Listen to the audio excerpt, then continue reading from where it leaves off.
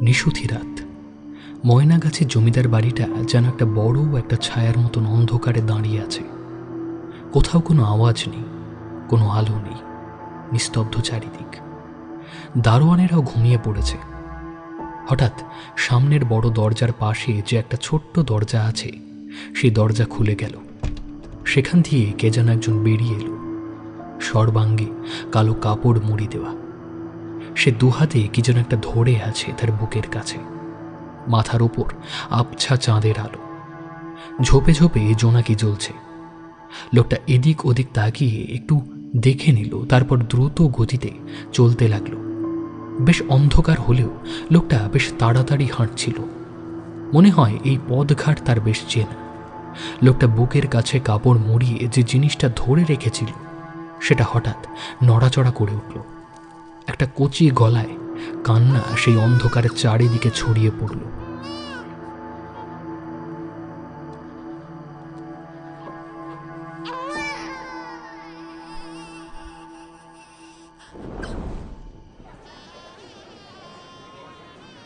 এর 2 বছর পরের ঘটনা। জমিদার বাড়িতে উৎসব। আলোর রোশনাই নহবত বসেছে। সানায়ের সুর শোনা যাচ্ছে। জমিদারের পুত্র সন্তানের অন্নপ্রাশন। বহুদিন নাকি জমিদার গিন্নি নিঃসন্তান অবস্থায় ছিলেন। তারা সন্তানের আশা ছেড়েই দিয়েছিলেন, কিন্তু জমিদারবাবু নাকি কি সব যাগযজ্ঞ করে শেষ পর্যন্ত সন্তান লাভে সক্ষম হয়েছেন। জমিদারের ছেলের অন্নপ্রাশনের সমস্ত গ্রাম নিমন্ত্রিত। জমিদারবাবু বিশেষভাবে বলে দিয়েছেন কোনো গরিব দুঃখী যেন জমিদার বাড়ির খাবার থেকে বঞ্চিত না হয়। সারাদিন ধরে জমিদার বাড়ির সিংহ দরজা আজ খোলা। দলে দলে লোক আসছে আর জমিদারের প্রশংসা করতে করতে চলে যাচ্ছে। প্রায় সন্ধ্যা হয়। এমন সময় সিংহ দরজা দিয়ে ঢুকে এলো মলিন বেশ পরা এক ভিখারিনী। বিরাট উঠোনে ম্যারাব বাঁধা, সেখানে লোকজন খাওয়ানো হচ্ছে। জমিদার নিচে দাঁড়িয়ে তদারকি করছিলেন। সেই ভিখারিনী আস্তে আস্তে জমিদারের সামনে এসে দাঁড়ালো। জমিদার তাকে দেখে চমকে উঠলেন। সেই ভিখারিনী তীব্রভাবে জমিদারের দিকে তাকালো কয়েক মিনিটের জন্য, তারপর ছুটে গেল জমিদার গিন্নির কাছে। তার কোলে ছিল খোকা, যার আজ অন্নপ্রাশন হয়েছে। ভিখারিনী উন্মত্তের মতন সেই খোকাকে কেড়ে নিল। দে দে, আমার খোকাকে দে, ও আমার খোকা। তুই নিয়েছিস কেন ওকে? দে দে বলছি। ততক্ষণে লোকজন এসে ভিখারিনীকে জোর করে জমিদার গিন্নির থেকে সরিয়ে নিয়ে গেল। জমিদার গিন্নি ভয়ে খোকাকে বুকে চেপে ধরে ছুটে বাড়ির ভেতরে নিয়ে চলে গেল। জমিদার নায়েবকে ডেকে কানে কানে কি যেন বললেন। ভিখারিনীকে সবাই মিলে ধরে বাড়ির পেছনে নিয়ে চলে গেল। আবার খাওয়া দাওয়ার তদারকি শুরু হলো। সন্ধ্যা হয়ে এসেছিল। খাবার জায়গা মোটামুটি ফাঁকা হয়ে গেছে। জমিদার বাবু কিছুক্ষণ পর ঘরের দিকে চলে গেল। বাড়ির চাকররা সব কিছু গোছানো শুরু করে দিয়েছে ততক্ষণে। এই হলো গিয়ে 30-35 বছর আগেকার কথা। বর্তমান ঘটনার শুরু এখান থেকে। সেই জমিদার বাড়ির এখন আর সেই অবস্থা নেই। জমিদার বাবুও মারা গেছেন। জমিদার বাবুর যে পুত্র হয়েছিল তার এখন 30 বছর বয়স। নাম শশীভূষণ। তার বিয়ে হয়েছে পাশের গ্রামে। তার স্ত্রী একটি পুত্র সন্তান নিয়ে সম্প্রতি এই জমিদার বাড়িতে ফিরে এসেছেন। এতদিন সে তার বাপের বাড়িতেই ছিল। সেখানেই তার পুত্র সন্তানের জন্ম হয়েছে। সেখানে থাকাকালীন কোনো রকম সমস্যা ছিল না, কিন্তু এই বাড়িতে আসার পর থেকেই নানা রকম সমস্যা শুরু হয়েছে। সমস্যাটা তার ছেলেকে নিয়ে নয়, ছেলেটা ভালোই আছে। সমস্যা শশীভূষণের স্ত্রী জবাকে নিয়ে। জবা নাকি একদিন তার ছেলেকে ঘুম পাড়িয়ে বাইরে গিয়েছিল, কিন্তু তারপর সে যখন ঘরে ফেরে তখন তার চোখে পড়ে একজন ঘোমটা দেওয়া মহিলা তার ছেলেকে কোলে নিয়ে বসে আছে, আর খোকা তার দিকে তাকিয়ে খিলখিল করে হাসছে। জবা ভীষণভাবে চমকে গিয়েছিল, গিয়ে চেঁচিয়ে ওঠে, কিন্তু পলকের মধ্যেই সেই মহিলা অদৃশ্য হয়ে যায়। খোকা বিছানার উপরে কেঁদে উঠে চিৎকার করে। জবার চিৎকার শুনে বাড়ির সবাই ছুটে আসে। জবা ততক্ষণে ছুটে গিয়ে খোকাকে নিয়ে বুকে চেপে ধরে। জমিদার গিন্নি মানে শশীভূষণের মা মারা গিয়েছিলেন। বাড়ির গিন্নি হিসেবে থাকতেন শশীভূষণের এক বিধবা পিসি। তিনি সব শুনে চিন্তিত হয়ে পড়লেন। শশীভূষণ একটু কাজে গিয়েছিল বাইরে। সে রাতে এসে সব শুনে জবাকেই বকাবকি করল, সে ভুল দেখেছে। এরপরে বেশ কিছুদিন আর কিছু হলো না, কিন্তু আবার একদিন জবা দেখল পাশ ফিরে একজন কেউ খোকার বিছানার উপরে বসে, সাদা কাপড় পরা, মাথায় ঘোমটা। তার হাতের দিকে চোখ পড়তেই জবা চেঁচিয়ে উঠল। হাতটা একটা কঙ্কালের হাত, কিন্তু খোকা তার মুখের দিকে তাকিয়ে খিলখিল করে হাসছে সেদিনের মতো। জবা ভয় পেলেও সেদিনের মতন জ্ঞান হারায়নি। সে বলল, তুমি কে? কেন আসছো আমার খোকার কাছে? ঘরের কোণে লণ্ঠন জ্বলছিল, সেটা হঠাৎ দপ করে নিভে গেল। জবা খোকার কাছে গিয়ে খোকাকে চেপে ধরল। সে শুনতে পেল কেউ যেন টেনে টেনে বলছে, ও আমার খোকা, তোর কেউ নয়, ওকে আমি নিয়ে যাব। আওয়াজটা আস্তে আস্তে মিলিয়ে গেল। জবা ঘর থেকে চেঁচিয়ে দাসী চাকরকে ডাকল। বলি, কে কোথায় আছো গো? তাড়াতাড়ি এসো। একজন এলো, আলো জ্বেলে দিয়ে গেল। জবা তার ছেলেকে ছেড়ে কোথাও গেল না। সে ভয় পাচ্ছে দেখে তার পিসি শাশুড়িও এসে তার কাছে বসে থাকল। শশীভূষণ সব শুনে ভাবল, জবার কি মাথায় গোলমাল দেখা দিল নাকি? অন্য কেউ কিছু দেখতে পাচ্ছে না, শুধু জবাই দেখতে পাচ্ছে ওই মহিলাকে। এদিকে খোকার অন্নপ্রাশন সামনে। সে যে জবাকে কয়েকদিনের জন্য তার বাপের বাড়ি রেখে আসবে সেটাও সম্ভব নয়। শশীভূষণ হলো একজন হোমিওপ্যাথি ডাক্তার। সে ওষুধ কিনবার জন্য মাঝে মাঝে কলকাতায় আসত, আর শশীভূষণ এসব আজগুবি ব্যাপার বিশ্বাস করে না। সে তার ডাক্তারি বিদ্যা মতন জবাকে কিছু ওষুধ দিল, কিন্তু সেও একদিন সন্ধ্যার সময় দেখল সাদা শাড়ি পরা এক মহিলা তাদের ঠিক জানলার পাশেই দাঁড়িয়ে রয়েছে। সে তাড়াতাড়ি করে সেদিকে এগিয়ে যেতেই মহিলা যেন হাওয়ায় মিলিয়ে গেল। সে কাউকে কিছু বলল না। পরদিন তার কলকাতায় যাবার কথা ছিল। সে তার পিসিমাকে বারবার করে বলে গেল জবাকে যেন চোখে চোখে রাখা হয়।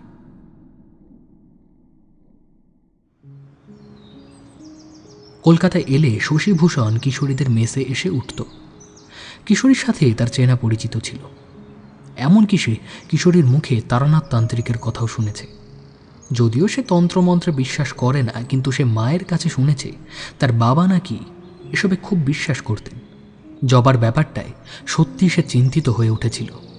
সে এক মুহূর্ত খোকাকে কাজ ছাড়া করতে চায় না। এরপর খোকা যখন আরও বড় হবে তখন কি হবে? তাকে চিন্তিত দেখে কিশোরী জিজ্ঞেস করল, কি হলো হে শশী? এবার এসে থেকেই তোমাকে খুব চিন্তিত মনে হচ্ছে। ব্যাপার কি? বাড়ির সবাই ভালো তো? শশী মোটামুটি সংক্ষেপে জবার কথাটা বলল, কিন্তু তার সঙ্গে এটাও বলল যে এই সব ব্যাপার বিশ্বাস করে না সে।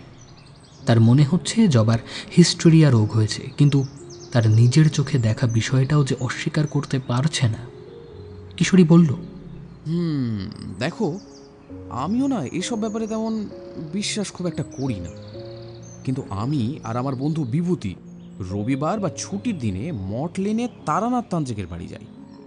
সেখানে অনেক রকম গল্প শুনি, বুঝলে, যেগুলো আপাত দৃষ্টিতে আমাদের যুক্তির কিন্তু বাইরেই থাকে, কিন্তু ঠাকুর মশাইয়ের সেগুলো নাকি নিজস্ব অভিজ্ঞতা। দেখো, তুমি যদি মনে করো কালকেই তো রবিবার, আমাদের সঙ্গে চলো, সেখানে যেতে পারো কিন্তু। আরে হ্যাঁ, তোমার থেকে তো আগে ওই তান্ত্রিক ভদ্রলোকের গল্প শুনেছি। আমারও কৌতূহল আছে ভদ্রলোককে নিয়ে। একবার দেখা যেতেই পারে সত্যি তার কোনো অলৌকিক ক্ষমতা আছে কিনা। জানো শশী, এই তারানাথ তান্ত্রিক ভদ্রলোক এক সময় নাকি বহু জায়গায়, এমনকি ভয়ঙ্কর ভয়ঙ্কর সব শ্মশানে ঘুরে বেরিয়েছেন। সেসব জায়গায় তার ভয়ঙ্কর অভিজ্ঞতা হয়েছে। সেসব গল্পই তিনি আমাদেরকে বারবার বলেন, কিন্তু এখন তিনি সম্পূর্ণরূপে গৃহস্থ একজন ব্যক্তি। ওই জ্যোতিষ চর্চা করে যা কিছু হয় সেই আয় দিয়েই তার সংসার চলে। তবে ভদ্রলোকের চেহারা বা কথাবার্তায় বিশেষ কিছু যে আছে, সেটা তুমি তাকে দেখলেই কিন্তু বুঝতে পারবে। আর এই পাসিং শো, এই সিগারেটের প্যাকেট কার জন্য কিনলাম জানো? তারানাথের জন্য। এই সিগারেটের একটা টান না দিলে নাকি তার গল্প বলার মেজাজটা ঠিক আসে না। কিশোরী শশীভূষণকে সঙ্গে নিয়ে তারানাথের বাড়ির দরজায় গিয়ে কড়া নাড়ল। শশীভূষণের চোখে পড়ল সেই সাইনবোর্ডটা, তারানাথ তান্ত্রিক জ্যোতির্বিনোদ। কিন্তু তার বাড়ির বিবর্ণ চেহারা দেখে শশীর মনে হলো এই জ্যোতিষীর বিশেষ একটা পসার আছে বলে মনে হয় না। দরজা খুলে গেল। তারানাথ এসে দরজা খুলে বলল, আরে এসো এসো এসো, কি ব্যাপার কিশোরী?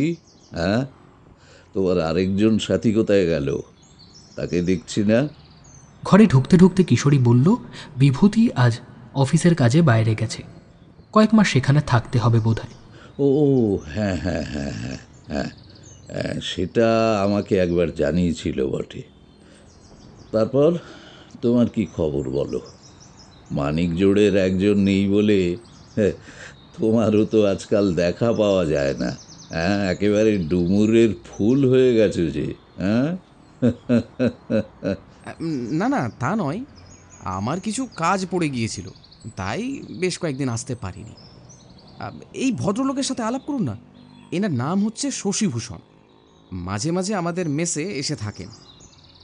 ইনি না সম্প্রতি একটা সমস্যায় পড়েছেন ঠাকুরমশাই, তাই আপনার কাছে নিয়ে এলাম।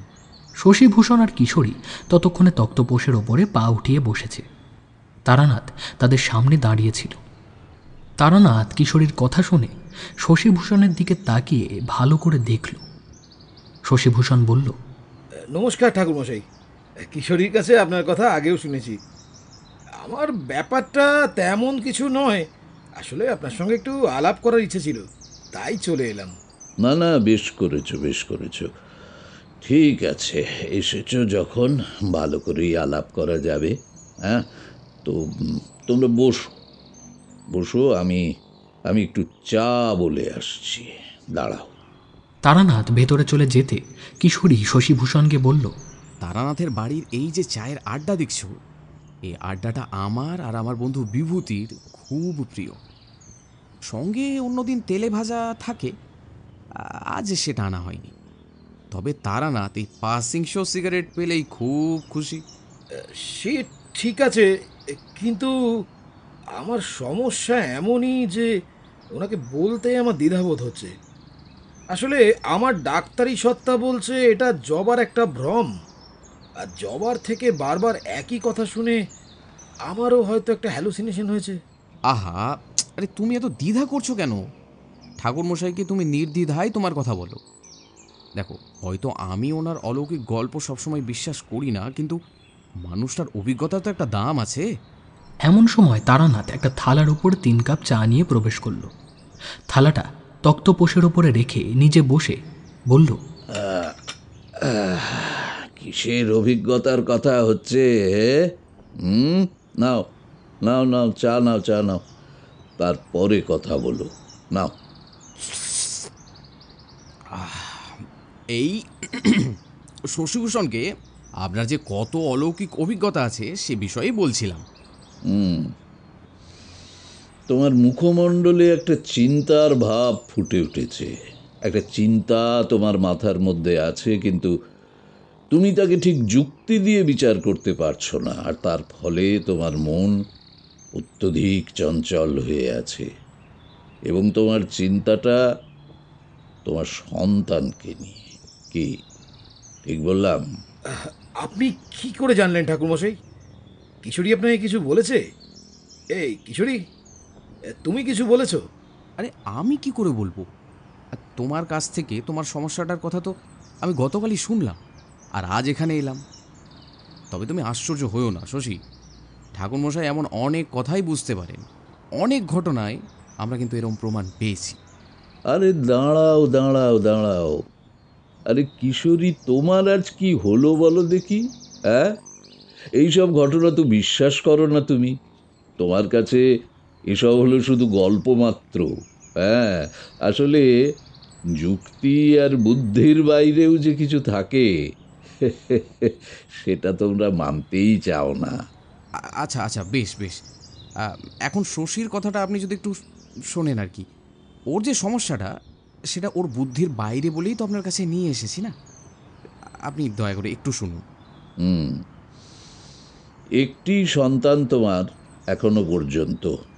আচ্ছা, এবার বলো দেখি কি সমস্যা তোমার, শুনি। আগে সমস্যাটা ঠিক আমার সন্তানকে নিয়ে নয়, আমার স্ত্রীকে নিয়ে। আমার স্ত্রী কিছুদিন ধরে এমন আচরণ করছেন যে মনে হচ্ছে তাকে ওই পাড়াগাঁয়ে যাকে বলে ভূতে ধরেছে, তাই তো? না, তাকে ঠিক ভূতে ধরেছে তা নয়। মানে তিনি মাঝে মাঝে দেখতে পাচ্ছেন একজন সাদা কাপড় পরা মহিলা আমাদের খোকাকে কোলে নিয়ে বসে আছে।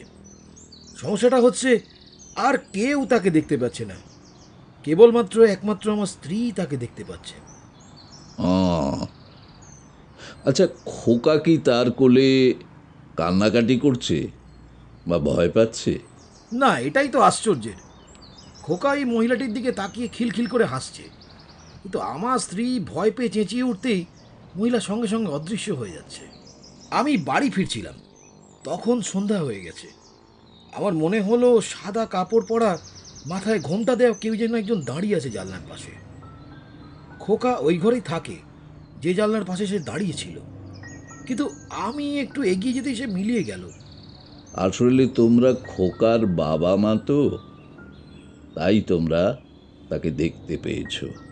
তাহলে ঠাকুরমশাই, আপনি কি কিছুটা বুঝতে পেরেছেন ব্যাপারটা কি ঘটেছে বা কেমন? হ্যাঁ, কিছুটা অনুমান করতে পেরেছি বটে। তবে দেখো, এত দূর থেকে তো কিছু করা সম্ভব নয়।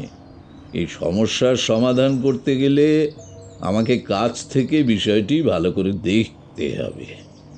আচ্ছা, আমার খোকার কোনো বিপদ হবে না তো ঠাকুরমশাই? তাহলে আপনি আমার সাথে চলুন না আমাদের গ্রামের বাড়িতে। আমি ভাবছি এটা আমার স্ত্রীর সমস্যা, কিন্তু এখন তো মনে হচ্ছে সমস্যাটা খোকাকে নিয়ে। ঠাকুরমশাই ঠিকই বলেছেন। কিশোরী, তুমিও চলো। দুদিন অফিস থেকে ছুটি নিতে পারবে না? হ্যাঁ, তা পারবো। তাছাড়া আগামীকাল তো দোল উপলক্ষে অফিসের ছুটিই আছে। ঠাকুরমশাই, আপনি যাবেন তো? যেতে তো হবেই। ঘটনার জায়গায় উপস্থিত হলে গন্ধ থেকেও বোঝা যায় সেখানে কি ঘটছে। তোমার তো আমি আগেও একথা বলেছি, কিন্তু সমস্যা হচ্ছে কি জানো, আমি এখনই যেতে পারবো না। হ্যাঁ, চারির শ্বশুর বাড়ি থেকে লোকজন আসার কথা আছে। তারা কালীঘাট তীর্থ দর্শন করতে আসবেন এবং আরও দুদিন এখানে থাকবেন। তারপর আমি যেতে পারি। তাহলে চলো কিশোরী, আমরা কালকেই ভোরের ট্রেনে বেরিয়ে পড়ি। তারপরে ঠাকুরমশাই আসুন। আসলে খোকার তো অন্নপ্রাশনও আছে না, তখন যদি তোমরা সকলে আমার সঙ্গে থাকো তাহলে আমি একটু সাহস পাই। ঠিক আছে, চলো এখন মেসে ফিরে যাই, তারপর কাল ভোরে ট্রেনে বেরিয়ে পড়ব।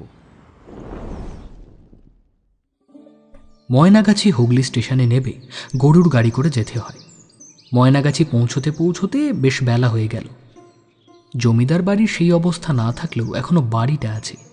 জমি জায়গা এখনো কিছু আছে বিশেষ। একজন বৃদ্ধ নায়েব মশাই আছেন, তিনি এখনো জমি জায়গা দেখাশোনা করেন। শশী বলল, কিশোরী, তুমি খাওয়া দাওয়া করে বিশ্রাম করো, বিকেলে বাড়ির সকলের সঙ্গে আলাপ করিয়ে দেব। এই ঘটনার 20 দিন পর। বুঝলেন ঠাকুরমশাই, আমি 2 দিন থেকেও তো কিছুই বুঝতে পারলাম না। তারপর অফিসের ছুটিও নষ্ট হচ্ছে দেখে চলে এলাম। আপনি বোধহয় তারপরে গিয়ে উপস্থিত হলেন শশীভূষণের বাড়ি। অনেকদিন পর আমি আর কিশোরী তারানাথের মটলেনের বাড়িতে উপস্থিত হয়েছি। অফিসের কাজে এখন সাঁওতাল পরগনায় আছি। এখন কদিন ছুটিতে এসেছি। এখানে আসতে আসতে কিশোরীর মুখে তার বন্ধু শশীভূষণের কথা শুনছিলাম। শুনলাম শশীভূষণ চিঠি দিয়ে জানিয়েছে তার খোকার অন্নপ্রাশন নির্বিঘ্নে হয়ে গেছে। ঠাকুরমশাই এসে তাদের যে উপকার করেছেন তা সে কোনোদিনও ভুলবে না। পরে একদিন গিয়ে সে আবার ঠাকুরমশাইয়ের সাথে দেখা করে আসবে। কিশোরী খোকার অন্নপ্রাশনে উপস্থিত থাকতে পারেনি বলে সে দুঃখ প্রকাশ করছে। তারপর আর আমারও ঠাকুরমশাইয়ের কাছে আসা হয়নি, নানা ঝুট ঝামেলা। আজ গিয়ে শশীভূষণের বাড়িতে কি হলো সেই গল্পটা কিন্তু শুনতে হবে। তবে বুঝলে বিভূতি, একটা আফসোস রয়ে গেল। কি আফসোস? ঠাকুরমশাই যখন শশীর বাড়ি গিয়ে উপস্থিত হলেন তখন আমি চলে এসেছি। যদি ঠাকুরমশাইয়ের সাথে ওখানে উপস্থিত থাকতে পারতাম তাহলে বুঝতে পারতাম ঠাকুরমশাই কিভাবে কি করেন। এখন তো ওনার মুখ থেকে গল্পই শুনতে হবে আবার। আর সেই গল্প বিশ্বাস করা ছাড়া আর কোনো উপায়ও নেই। এসব নানা কথা গল্প করতে করতে আমরা তারানাথের বাড়িতে এসে উপস্থিত হলাম। তারপর কিশোরী তারানাথকে শশীভূষণের চিঠির কথা বলল। সে আরও বলল, দুদিন শশীভূষণের বাড়ি উপস্থিত থেকেও কিছু দেখতে পায়নি। ঠাকুরমশাই সেখানে গিয়ে কি এমন করলেন যে সব সমস্যা মিটে গেল। তারানাথ প্রথমে চুপচাপ কিশোরী সব কথা শুনে গেল। তারপর কিশোরীর আনা পাসিংশ সিগারেট ধরিয়ে একটা টান দিয়ে বলল,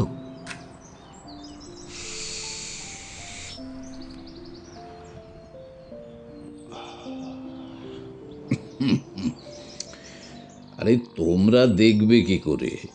তোমাদের কি দেখার চোখ আছে? আমি তো ওখানে গিয়েই গন্ধ পেয়েছি। হ্যাঁ, গন্ধ?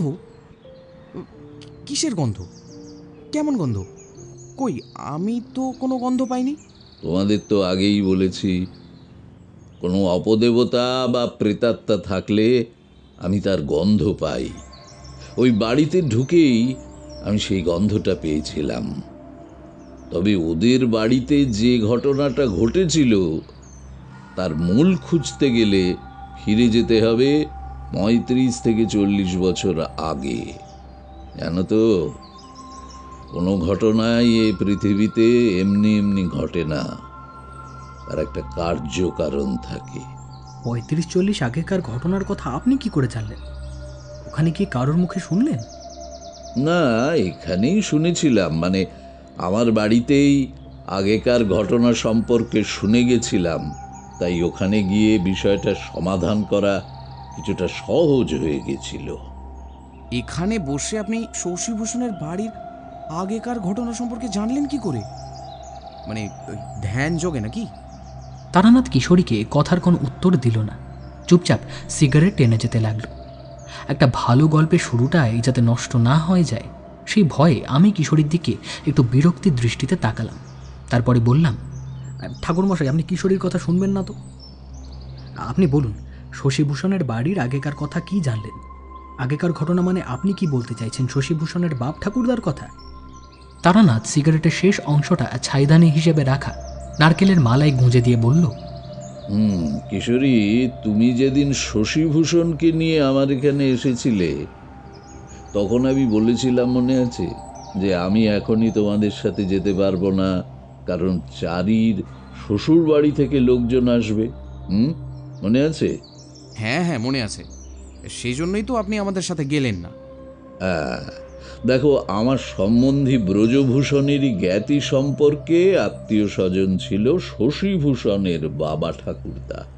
এই ব্রজভূষণের এক দাদা ছোটবেলায় শশীভূষণদের বাড়ি খুব যেতেন। তিনি বয়সে শশীভূষণের বাবার থেকে ছোট হলেও তার সাথে একটা বন্ধুত্বের সম্পর্ক গড়ে উঠেছিল, আর তার থেকেই শশীভূষণের বাবার কথা জানতে পারলাম। আসলে কথায় কথায় আমি শশীভূষণদের গ্রামের নাম তাকে বলেছিলাম, আর তখনই সব খবর বেরিয়ে এলো। অবশ্য আমি শশীভূষণের বর্তমান সমস্যা সম্পর্কে তাকে কিছুই জানাইনি। শশীভূষণের বাবার নাম ছিল চণ্ডীভূষণ। শশীভূষণ তার অনেক বেশি বয়সের সন্তান। শশীভূষণের বড়দা ছিলেন আসল জমিদার, কিন্তু তার ছিল 4টি কন্যা। তাদের একটি ছোট ভাইও ছিল, কিন্তু সে ছিল বাউন্ডুলে ধরনের, সংসার ধর্ম করেনি, যাত্রার দলের সাথে ঘুরে ঘুরে বেড়াতো। তো এই সব কারণে চণ্ডীভূষণ একদম সন্তানের জন্য পাগল হয়ে উঠেছিলেন, না হলে যে জমিদার বংশ লোপ পাবে। তো তিনি নানা যজ্ঞ করতেন। গিন্নিমায়ের গায়ে নাকি গয়নার চেয়ে মাদুলি তাবিজ বেশি ছিল। তো যে জ্ঞাতি ভাইয়ের কাছ থেকে সব কথা শুনছিলাম তার নাম হলো হরিধন বাবু। তো হরিধন বাবু শশীভূষণের বাবাকে বলতেন মেজবাবু। আসলে বড় ভাই আসল জমিদার হলেও মেজজনের দাপটি তো বেশি ছিল। তো মেজবাবু খুবই মজলিসি লোক ছিলেন প্রথম জীবনে, কিন্তু পরের জীবনে সম্পূর্ণভাবে পাল্টে যান তিনি। হরিধন বাবুর কথায় শেষ জীবনে মেজবাবু একদম পাগল হয়ে গিয়েছিলেন। তিনি নাকি একজন মহিলাকে দেখতে পেতেন, আর সবসময় ভয় পেতেন সে বুঝি তার সন্তানকে নিয়ে যাবে। পাছে সেই মহিলা তার সন্তানকে নিয়ে যায়, তিনি কখনোই ঘর থেকে বেরোতেন না। তিনি ছেলেকে, আর তার শোবার ঘরে একটা সিন্দুক ছিল, সেটা আগলে ঘরে বসে থাকতেন। গিন্নিমা একজন নায়েব মশাইয়ের সাহায্যে সংসার চালাতেন। মেজবাবু ওইভাবে বেশি দিন আর বাঁচেননি। শশীভূষণের জন্মের 2 বছরের মধ্যেই মারা যান। আসলে শশীভূষণের জন্মের আগের কিছু ঘটনা ঘটেছিল। মেজবাবু ও গিন্নিমা সন্তান কামনায় তীর্থে বেরিয়েছিলেন একবার। কাশীধামে বাবা বিশ্বনাথের কাছে হত্যে দিয়ে সারাদিন কাটালে নাকি সন্তান হতে পারে। বাবা নাকি এই রকম কাউকে কাউকে দয়া করেছেন। এই ধরনের কথা তারা গ্রামের লোকের কাছে শুনেছিল। কিন্তু কাশীর গঙ্গার ধারে এই শ্মশানে গিয়ে মেজবাবু পড়লেন এক কাপালিকের পাল্লায়। সেই কাপালিক তাকে কি বুদ্ধি দিল জানি না, মত বদল করে তারা ফিরে এলেন বাড়িতে 15 দিনের মধ্যে, অথচ তাদের সেখানে 1 মাস থাকার কথা ছিল। আমি তাকে বাধা দিয়ে বললাম, আচ্ছা, আপনি এত কথা জানলেন কি করে হরিধন বাবু? আমিও তো তাদের সাথে তীর্থে গিয়েছিলাম। ওই যে বললাম না, আমার সাথে মেজবাবুর বন্ধুত্বর মতন সম্পর্ক ছিল, আর গিন্নিমাও আমাকে ভরসা করতেন। মেজবাবু কাশীর শ্মশানে গিয়ে বসে থাকতেন, মদও ধরেছিলেন। এইসব দেখে গিন্নিমা আর কাশীতে থাকতে ভরসা পেলেন না। তাছাড়া তিনি নাকি কোথা থেকে শুনেছিলেন বাবার কাছে হত্যে দিয়ে পড়ে থাকলে সন্তান তার আসতে পারে, কিন্তু সেটা হয়তো অন্য কারোর প্রাণের বিনিময়। গিন্নিমা ছিলেন সতী লক্ষ্মী। তিনি আমাকে বললেন, বাড়ি চলো ঠাকুরপো, এভাবে সন্তান নেবার আমার দরকার নেই। আমরা ফিরে এলাম, কিন্তু শ্মশান আর মদের নেশা মেজবাবুকে ছাড়ল না। তিনি এবার গাঁয়ের নদীর ধারে যে শ্মশান, সেখানে যেতে শুরু করলেন। আমি নিজের চোখে দেখেছি, হ্যাঁ, শীতের রাতে মেজবাবু খালি গায়ে একটা লাল কাপড় পরে শ্মশানের দিকে হেঁটে যাচ্ছেন। একদিন তিনি বাড়ি ফিরলেন না। গিন্নিমা চোখের জল ফেলে তাকে শ্মশানের থেকে ফিরিয়ে আনতে বললেন। আমি তাকে ফিরিয়ে আনতে গিয়ে দেখি সেখানে একটা বট গাছের তলায় যে ছোট্ট একটা মন্দির ছিল মা কালীর, সেখানে তিনি বেহুশের মতন পড়ে আছেন। পাশেই মা গঙ্গা বয়ে যাচ্ছে আপন গতিতে। সমস্ত বিশ্ব চরাচর যেন নিস্তব্ধ ঘুমন্ত। বহু কষ্টে সেদিন মেজবাবুকে বাড়ি ফিরিয়ে নিয়ে এসেছিলাম। তিনি যেন আর নিজের মধ্যে ছিলেন না, অন্য কেউ যেন তাকে চালিত করছে। গিন্নিমা মেজবাবুকে অনেক বোঝাবার চেষ্টা করলেন। বললেন যে এভাবে সন্তান পাবার চেষ্টা করতে হবে না, তার থেকে পোষ্যপুত্র নেওয়া ভালো। হ্যাঁ, কিন্তু মেজবাবু পোষ্যপুত্র নিতে চাইলেন না। হ্যাঁ, তাতে নাকি জমিদার বংশ নষ্ট হয়ে যাবে। সেই কাশীর কাপালিকই গ্রামে শ্মশানে এসেছিল নাকি গঙ্গার ধারের অন্য কোনো এক কাপালিকের কবলে পড়েছিলেন মেজবাবু, তা কে জানে। তার নামে যেসব জমি থেকে খাজনা আসতো, সেই সব অর্থ তিনি অকাতরে ব্যয় করতে লাগলেন সেই কাপালিকের পেছনে। গঙ্গার ধারে ছোট্ট মন্দিরটাকে তিনি শ্বেত পাথরের একটা বড় মন্দির বানিয়ে দিলেন। বড়বাবু এইসব দেখে মেজবাবুকে বিষয় সম্পত্তির থেকে আলাদা করে দিলেন। মেজবাবুর মদের নেশা উত্তরোত্তর বৃদ্ধি পেতে লাগলো। তিনি রাত্রিরে ঘন্টার পর ঘন্টা ওই শ্মশানে কাটাতেন।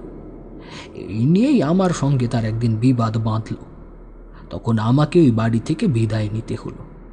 শশীভূষণের অন্নপ্রাশনের সময় গিন্নিমা বারবার করে চিঠি লিখেছিলেন আসার জন্য, তাই গিয়েছিলাম। তবে সেই অন্নপ্রাশনের দিন কোথা থেকে এক ভিখারিনী মেয়ে এসে খোকাকে গিন্নিমার কোল থেকে কেড়ে নিতে চাইছিলেন।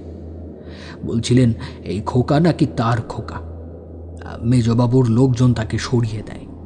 এরপরে আমি আর একবার তাদের বাড়ি গিয়েছিলাম মেজবাবুর মৃত্যুর পর। গিন্নিমা বহু কষ্টে ওই ছেলেকে একা হাতে মানুষ করে তোলেন। জমিদারি বলতে যা বোঝায় তা তাদের আর কিছু ছিল না। বড়বাবুর মৃত্যুর পর তার 4 মেয়ের মধ্যে সম্পত্তি ভাগাভাগি হয়ে যায়। আর মেজবাবু তো নিজেই বিষয় সম্পত্তির অনেকটা নষ্ট করে ফেলেছিলেন। গিন্নিমাও এখন মারা গেছেন। তবে একটাই সান্ত্বনা, যে শশীভূষণ শিক্ষিত হয়ে নিজের পায়ে দাঁড়িয়েছে। হরিধন বাবুর থেকে এই পর্যন্ত জানা গিয়েছিল, কিন্তু এর মধ্যেও একটা ফাঁক ছিল। মেজবাবু যে কাপালিকের কাছে যেত, কি ধরনের তন্ত্রক্রিয়া তারা করত সেটা জানা গেল না। শশীভূষণের জন্মের মধ্যে একটা রহস্য রয়েছে, সেটা আমি বুঝতে পারছিলাম। তো যাই হোক, শশীভূষণকে কথা দিয়েছিলাম তার বাড়ি যাব, তাই গেলাম। সেখানে ঢুকতেই একটা ভ্যাপসা দুর্গন্ধ আমি পেয়েছিলাম। তোমাদের তো আগেই বলেছি সেটা। তো আমি অনুমান করেছিলাম কোনো প্রেতাত্মা ওই বাচ্চাটির কাছে আসতে চাইছে। কিন্তু কেন কেন সে আসতে চাইছে?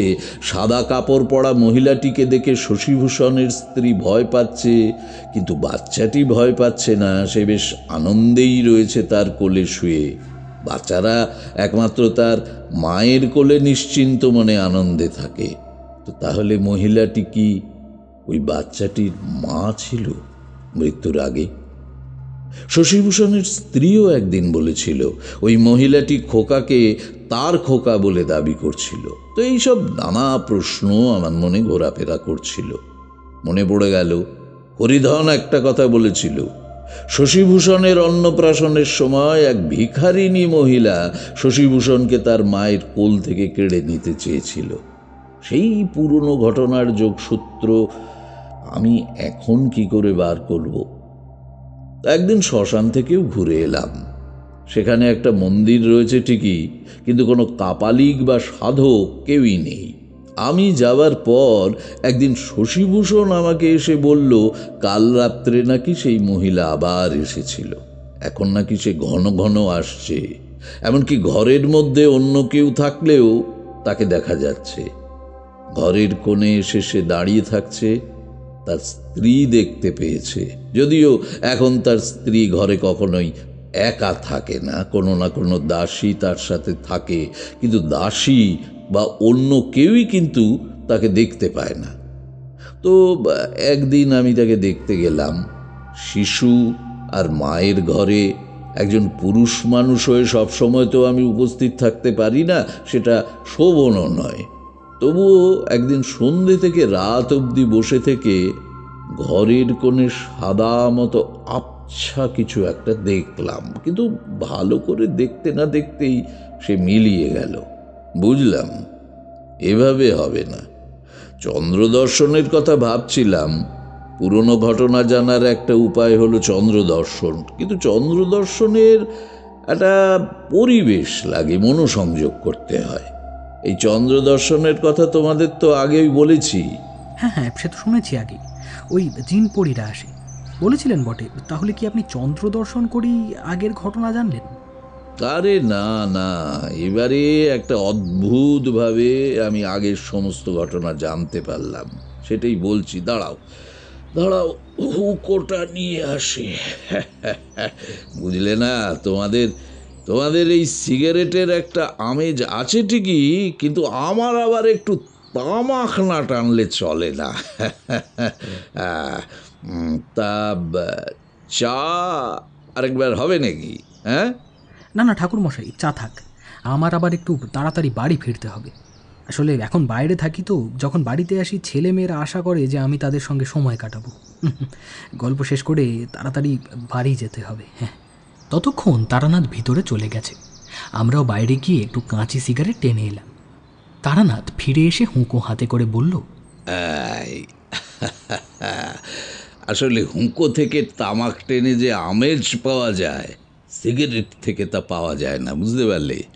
এই যে একটা কড়া স্বাদ, গুড়ুক গুড়ুক শব্দ, দারুণ আমেজ এনে দেয়। হ্যাঁ, আর সিগারেটটা কি টানলাম আর শেষ হয়ে গেল। তাহলে বুঝলে বিভূতি, এবার থেকে ঠাকুর মশাইয়ের জন্য ভালো তামাক নিয়ে আসবো, কেমন? পাসিং শো আনার তো আর কোনো দরকার নেই মনে হচ্ছে। না না, কি বলছো? পাসিং শো না হলে আমাদের আড্ডাই জমবে না। এখন ঠাকুরমশাই আপনার গল্পটা শেষ করুন। হ্যাঁ হ্যাঁ হ্যাঁ, কি বলছিলাম যেন? ও হ্যাঁ, শ্মশানের প্রতি আমার যে একটা আকর্ষণ আছে তা তো তোমরা জানো। আর গঙ্গার ধারের ওই শ্মশানটা আমাকে সত্যিই আকর্ষণ করেছিল। তখন সন্ধ্যা নেমে এসেছে। মন্দিরের চাতালে আমি বসেছিলাম। সন্ধ্যার সময় পাখিরা সব ওই বটগাছে ফিরে এসেছে। চারিদিকে কিচিমিচি আওয়াজ। সমস্ত দিনের শেষে ঘরে ফিরে পাখিরা যেন এওর খোঁজ খবর নিচ্ছে। সামনে গঙ্গা, গঙ্গা থেকে একটা মৃদু মন্দ বাতাস বয়ে আসছে। বেশ বেশ মোলায়েম, শান্ত পরিবেশ। দেখো, কেউ যদি মনের মধ্যে শ্মশানের বিভীষিকাকে জাগিয়ে রাখে সেটা আলাদা কথা, কিন্তু শ্মশানের মতো শান্ত জায়গা আর কোথাও নেই। মানুষের সব সুখ দুঃখ, আশা নিরাশার এখানে এসেই সমাপ্তি ঘটে যায়। এই নশ্বর দেহ পঞ্চভূতে বিলীন হয়ে যায়। হ্যাঁ, যা বলছিলাম, তখন সূর্য অস্ত গেছে। আকাশের গায়ে রঙের খেলা। গঙ্গার জলের উপরও সেই রঙিন আলো চিকচিক করছে। ধীরে ধীরে সন্ধ্যা নেমে এলো। চারিদিক অন্ধকার। অন্ধকারেরও একটা নিজস্ব রং আছে। কখনো সে ধূসর, কখনো সে গাঢ় কালো। গঙ্গার উপারে গাঢ় কালো ছায়া নেমে এসেছে, কিন্তু জলের হলদেটে রং এখনো দৃষ্টিগোচর হচ্ছে। গঙ্গার জল পাড়ে এসে পড়ছে ছলাৎ ছলাৎ করে। কিছুটা দূরে কে একজন যেন দাঁড়িয়ে আছে, চোখে পড়ল।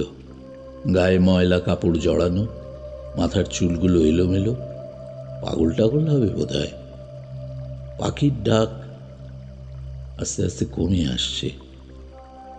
চারদিকে নেমে আসছে একটা জমাট নিস্তব্ধতা। গঙ্গার ঠান্ডা হাওয়ায় কখন যেন ঘুমিয়ে পড়েছিলাম। হঠাৎ দেখি সামনে দাঁড়িয়ে শ্মশানের সেই পাগলি, মাতু পাগলি। সে একটা পাথর নিয়ে আমার দিকে ছুড়ল। আমি চমকে উঠলাম। পাথরটা আমার পায়ে এসে লাগলো। আমি উঠে বসলাম। সেই একটা ময়লা কাপড় সারা গায়ে জড়ানো, মাথার চুল জট পাকানো। সে আমার দিকে এগিয়ে এসে বলল, এখানে কেন এসেছিস? যা, চলে যা, দূর হয়ে যা এখান থেকে। হ্যাঁ হ্যাঁ, চলে তো যাবই, কিন্তু মনে যে আমার অনেক প্রশ্ন, আর সেই প্রশ্নের উত্তর পাচ্ছি না বলেই তো এখানে এসে বসেছি। তুই যেখানে এসে উঠেছিস না, ওই বাড়িতে পাপ আছে, পাপ। এই শ্মশানেও পাপ আছে। বলি হয়েছিল একদিন এই শ্মশানে। হ্যাঁ হ্যাঁ, বলি হয়েছিল একদিন। ওই বাড়িতে একজন মাকে মেরে ফেলা হয়েছিল। ওই বংশ ধ্বংস হবেই, কেউ বাঁচাতে পারবে না। তুইও পারবি না। ওদেরকে বল এখান থেকে চলে যেতে। তুইও চলে যা, যা যা যা, চলে যা। মাতু পাগলি যেমন এসেছিল তেমনি যেন হঠাৎই হাওয়ায় মিলিয়ে গেল। আধো ঘুম আধো জাগরণের মধ্যে দেখতে পেলাম একটা শিশু খিলখিল করে হাসতে হাসতে এগিয়ে আসছে, আর একটা শিশু অন্ধকার রাতে মাটিতে পড়ে ছটফট করছে। তার কান্না অন্ধকার রাতে ছড়িয়ে পড়ছে চারিদিকে।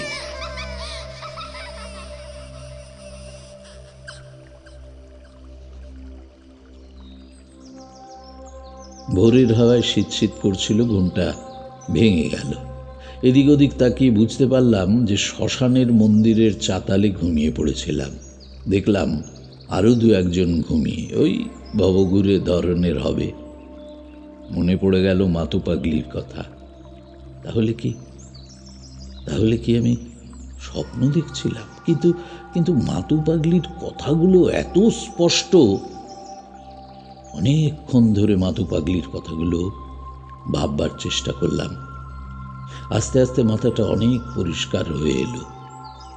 তখনকার দিনে সন্তান কামনায় শিশু বলি দেওয়ার প্রচলন ছিল।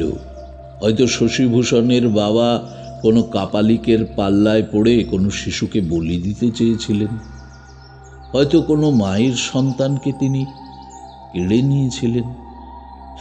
হঠাৎই মনে হলো যে মহিলাকে খোকার কাছে দেখা যাচ্ছে সেই মহিলার সন্তানকেই চণ্ডীভূষণ কেড়ে নেননি তো? তাই হবে, তাই হয়তো সে নিজের মৃত্যুর পর তার সন্তানকে নিতে এসেছে। কিন্তু কিন্তু তাহলে শশীভূষণের ছেলেকে বাঁচাবো কি করে? মায়ের সঙ্গে সন্তানের নাড়ির টান মৃত্যুর পরেও তো সেই টান যায় না। কিন্তু সে যে এখন প্রেতাত্মা, তারা অতৃপ্ত আত্মা চারপাশে ঘুরে বেড়ালে শিশুটির তো ক্ষতি হতে পারে। এই সব নানা কথা ভাবতে ভাবতে শশীভূষণের বাড়ির দিকে হাঁটা দিলাম। সে আমাকে না দেখে হয়তো চিন্তা করছে। আচ্ছা, তারপর কি হলো? শশীভূষণের সমস্যাটা মিটলো কি করে? আসলে আমার আরও কিছু জিনিস জানার ছিল। যে মহিলাটির প্রেতাত্মা দেখা যাচ্ছে সে আসলে কে? শেষে ঠিক করলাম যোগ ও ক্রিয়ার মাধ্যমে ওই প্রেতাত্মার থেকেই আমাকে জানতে হবে আসল ঘটনা। এছাড়া কোনো উপায় নেই, কারণ সেই সময়কার কেউই এখন জীবিত নেই যে তার থেকে আমি সব কিছু জানব। তাহলে কি প্ল্যান চেট করে আত্মা নামালেন? না হে না, তোমরা যাকে প্ল্যানচেট বলো এটা তা নয়। যে বিশেষ যোগ ও ক্রিয়ার মাধ্যমে পুরো ঘটনার ছবি চোখের সামনে তুলে ধরা যায় তাকে বলে চন্দ্র দর্শন। শশীভূষণকে বলে একটা ঘর চেয়ে নিলাম এবং বলে দিলাম কেউ যেন সেই ঘরে প্রবেশ না করে। গভীরভাবে মনোসংযোগ করে সেই মহিলার কথা ভাবতে লাগলাম। কিছুক্ষণ পরে এক অল্প বয়সী দুঃখিনী ভিখারিনীর মুখ ভেসে উঠল। অনেক দূর থেকে যেন তার কথা ভেসে আসছে। আমি শুনতে পেলাম সে বলছে, আমার বড় কষ্ট, আমার বড় কষ্ট। সে আমার ছেলেকে কোল থেকে কেড়ে নিয়ে মেরে ফেলেছে। তার নিজের সন্তান ছিল না, তাই আমার সন্তানকে কেড়ে নিল। তারপর আমাকেও মেরে ফেলল। অনেক দূরে একটা জায়গায় আমাকে পুঁতে দিল। আমার বাচ্চাকে ও নিল কেন? আমার তো কেউ ছিল না। আমি ছিলাম ওদের বাড়িতে আশ্রিতা এক দুঃখিনী, তাই ওরা আমার উপরেই অত্যাচার করতে পারল। গিন্নিমা তার ছেলের গলায় একটা কবচ পরিয়ে দিয়েছিলেন, তাই সেই ছেলের কাছে আমি আসতে পারতাম না। এখন তো গিন্নিমা নেই, তাই আমি এই ছেলেকে নিয়ে যাব। সেই ছেলের মুখে ভাতের দিনে আমাকে ওরা মেরে ফেলেছিল।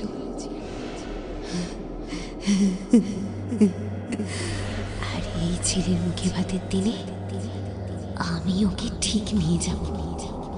কেউ আটকাতে পারবে না, কেউ না। কেন মা? একজন মাকে কেন সন্তান হারা করবে? এই নতুন সন্তান ভূমিষ্ঠ হয়েছে, এর জীবনকাল শেষ হলে ও ঠিক পরলোকে তোমার সাথে গিয়ে মিলবে।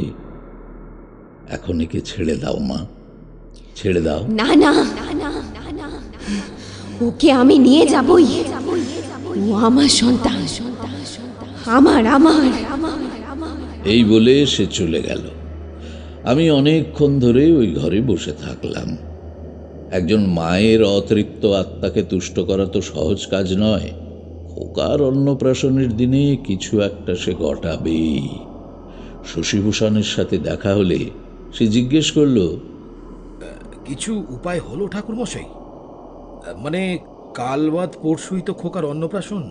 হবে হবে, ঠিক একটা উপায় হবে, তুমি চিন্তা করো না। শোনো, আমার কয়েকটা জিনিস লাগবে, আমি তোমাকে ফর্দ করে দিচ্ছি। আর হ্যাঁ, অন্নপ্রাশনের দিনে যে হোম হবে সেখানে আমিও উপস্থিত থাকব তোমাদের ওই পুরোহিতের সাথে, কেমন? সে তার মতোই যাগযজ্ঞ করবে, সেই সঙ্গে আমিও বিশেষ কিছু ক্রিয়া করব। এখন আলাদাভাবে যজ্ঞ করার আর সময় নেই। হ্যাঁ হ্যাঁ হ্যাঁ, সেই ভালো সেই ভালো। অনুষ্ঠান বাড়ি, আত্মীয় স্বজন আসতে শুরু করেছে।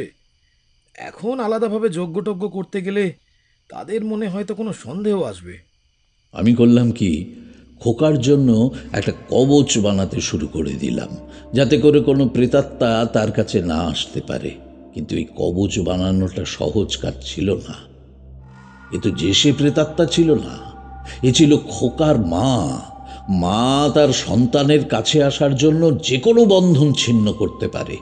এই কবচটা বানাতে আমাকে তাই বেশ বেগ পেতে হলো। আবার শ্মশানে যেতে হলো কয়েকটা জিনিসের জন্য। কি কি জিনিস দিয়ে সেই কবচ বানিয়েছিলাম সেসব তোমাদের বললে তোমরা বিশ্বাসও করবে না, তাই তার বিশদ বিবরণে আমি যাচ্ছি না। কবচ তৈরি হয়ে গেলে গঙ্গা জলে দাঁড়িয়ে মন্ত্র পড়ে সেটাকে শোধন করে খোকাকে পরিয়ে দিলাম। সারা দিন এইসব নিয়ে ব্যস্ত থাকতে গিয়ে একটা জিনিস ভুল করে ফেলেছিলাম, আর সেটা বুঝতে পারলাম রাত্রে। কেন, কি ঘটলো রাত্রে?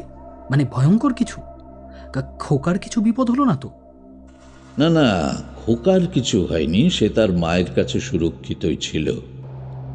কিন্তু রাত্রে ভয়ঙ্কর এক ঝড় উঠল, অথচ সেরকম কোনো মেঘ কিন্তু ছিল না। বাইরের উঠোনে মেরাব বাঁধা হয়েছিল, লোকজন খাওয়ার জন্য জিনিসপত্র আনা হয়েছিল, সেগুলো সব জমা করা ছিল বাইরে। রাত্রে ঝড়ের কি দাপট, সব যেন উড়িয়ে নিয়ে যাবে। শোঁ শোঁ আওয়াজ, আর সব দরজা জানলায় সে কি ধাক্কা। সকালে উঠে দেখি সব হুলুস্থুল কাণ্ড। মেরাব ভেঙে পড়েছে, জিনিসপত্র যেন কে টান মেরে ছুঁড়ে ফেলে দিয়েছে। সব দেখে শুনে শশীভূষণ তো মাথায় হাত দিয়ে বসে পড়ল। আমি সবই বুঝতে পারলাম, কিন্তু শশীকে কিছু আর বললাম না। শশীর অবস্থা দেখে খারাপ লাগছিল। আমারই ভুলে এটা হয়েছে। আমি খোকার সুরক্ষার জন্য বেশি ব্যস্ত হয়ে উঠেছিলাম। খোকাকে কবচ দিয়েছিলাম বলে তার কাছে প্রেতাত্মা আসতে পারেনি, কিন্তু সে যথাসাধ্য চেষ্টা করেছে খোকার কাছে আসার। দরজা জানলা ভাঙার চেষ্টা করেছে, ঝড়ের মাধ্যমে বাইরেও ভাঙচুরের চেষ্টা করেছে। না না না, আমার উচিত ছিল গৃহবন্ধন করা, কিন্তু সেটা আমি করিনি। আজই যদি গৃহবন্ধন না করি তাহলে অন্নপ্রাশনের অনুষ্ঠান পণ্ড হওয়ার আশঙ্কা আছে। আমি শশীকে বললাম, দেখো, যা হওয়ার তো হয়েছে। শোনো শোনো, এত ভেঙে পড়ো না, আর যাতে এরকম কিছু না হয় তার ব্যবস্থা আমি করছি, বুঝতে পারলে? লোক ডেকে এগুলো আবার ঠিক করার ব্যবস্থা করো। শশী চলে গেলে আমি আবার গঙ্গার ধারে গেলাম। সেখান থেকে জল নিয়ে এসে মন্ত্র পড়ে আমি গৃহবন্ধনের ব্যবস্থা করলাম। তারপরে অবশ্য সব কিছু ঠিকঠাকই হলো। শুধু অন্নপ্রাশনের আগে হোমযজ্ঞের সময় আমি বিশেষ কিছু ক্রিয়া সম্পাদন করলাম। শশীদের কুলপুরোহিত এসব দেখে একটু আশ্চর্য হলেও মুখে কিছু বললেন না।